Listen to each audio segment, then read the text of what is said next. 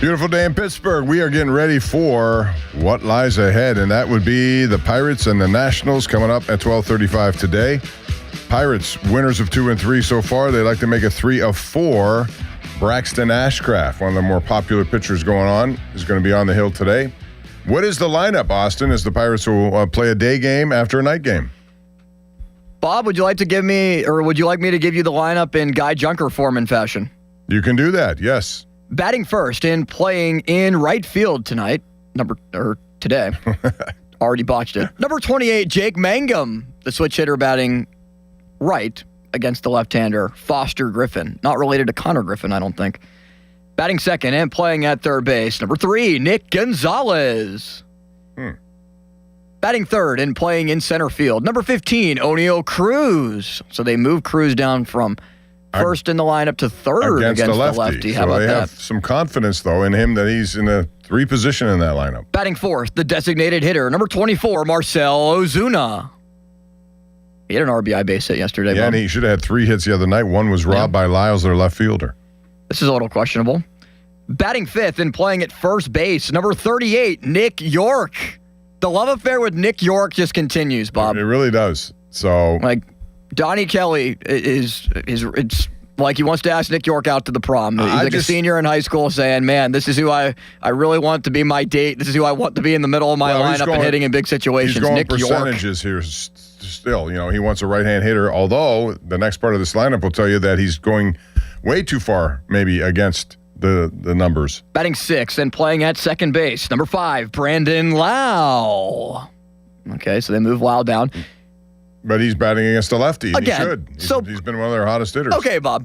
So Brandon Lau is allowed to bat against the lefty and bat 6th in the lineup. Not 8th, not 9th, not even 7th. Bat him 6th in the lineup. But yet you pinch hit Nick York for him in a bases-loaded situation with just 1 out, where even if you need a sacrifice fly, and you would be completely fine with it to tie the game, and I trust Nick York I trust Lau to do that more than I trust Nick York.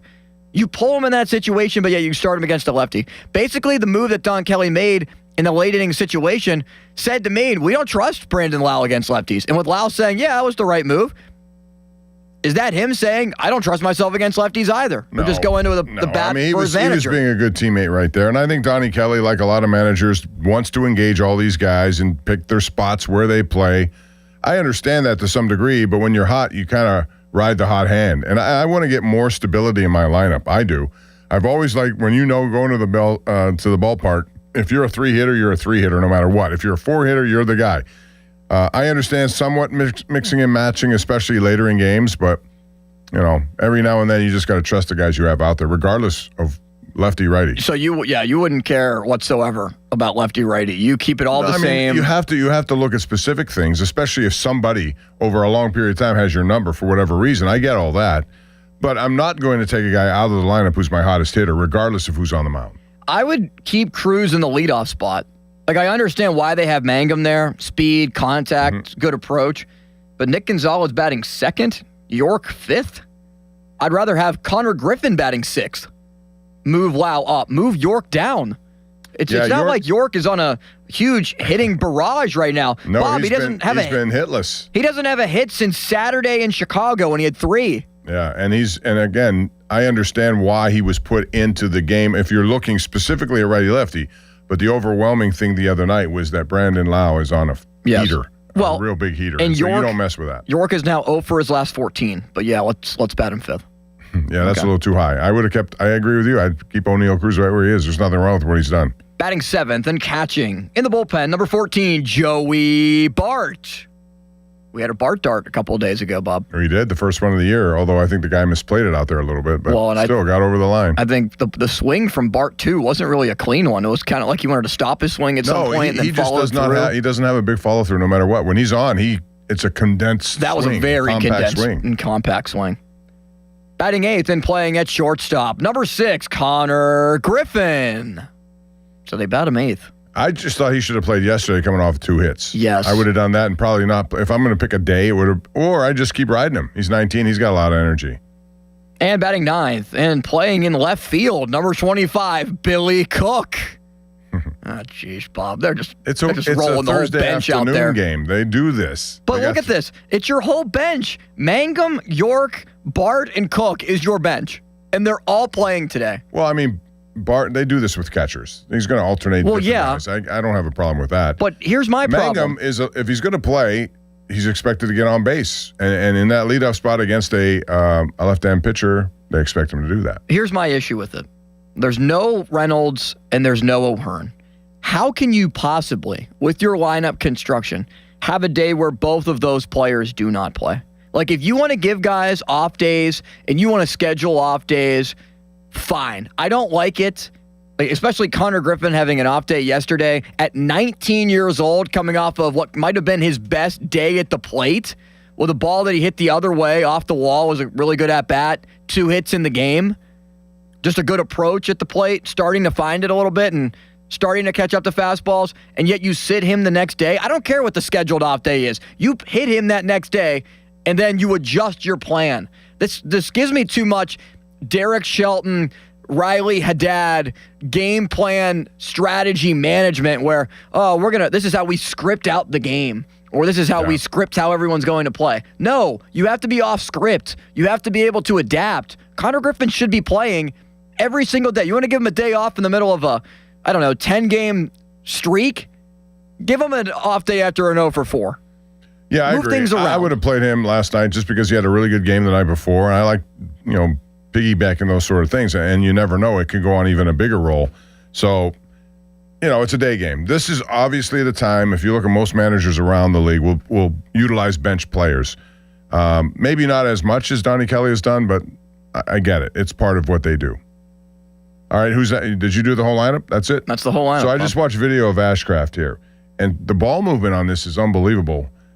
His curveball, and hitters do not hit it. 167. If you're looking at all the other pitchers, when he has a 4-seam fastball, that seems to be his worst pitch. It's when he goes to different kinds of pitches based on the numbers. Man, he moves it. There's a lot of velocity, but there's also a lot of movement on his slider and his curveball. Well, and his fastball touches 98. I didn't. Yeah, but that's think been he hit had better that. than that's been better. It's been hit better by opposition than these other pitches. Right. So. The way that he's able to change speeds, mix up location too. The thing that makes Paul Skeens so good, other than having just overpowering stuff and a sweeper that goes from one side of the plate to the other, is the way that he's able to locate. He hits corners. He doesn't miss in the middle of the zone very often. And when he did, C.J. Abrams hit the home run. That was the only blemish against his record against the Nationals earlier this week. Ashcraft, I find some similar results where he's not missing in danger zones, like with breaking pitches high and in the middle of the plate. He's doing a good job of painting corners. He's changing speeds. He's keeping the ball down a lot too.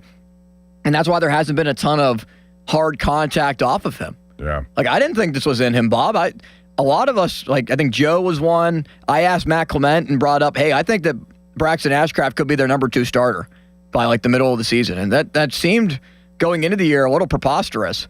But after his first couple of... preposterous, but he's really elevated quickly. I mean, right. But when you have Mitch Keller and you have Bubba Chandler, who entered the season as the number 2 pitching prospect in baseball, and Jared Jones eventually coming back, Ashcraft was lost in the shuffle.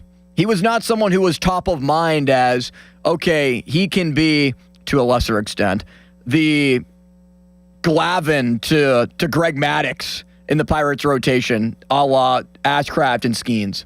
Not the best comparison, but you get what I'm saying, like 1-2 punch. We had this debate the other day, too, and last night on the sports call on KDK Plus about whether or not they need a left-hand pitcher in that rotation. Ideally, I would say yes to that, and the only guy in their system right now is Barco, who can do that unless they go out and bring somebody in. But honestly, if Jared Jones comes back and picks up right where he left off, I'm to the point now where it doesn't matter. If you have 5, I think what I would like to see in the middle of a, following Skeens or following a hard throw or somebody who doesn't throw that hard. You know what I mean?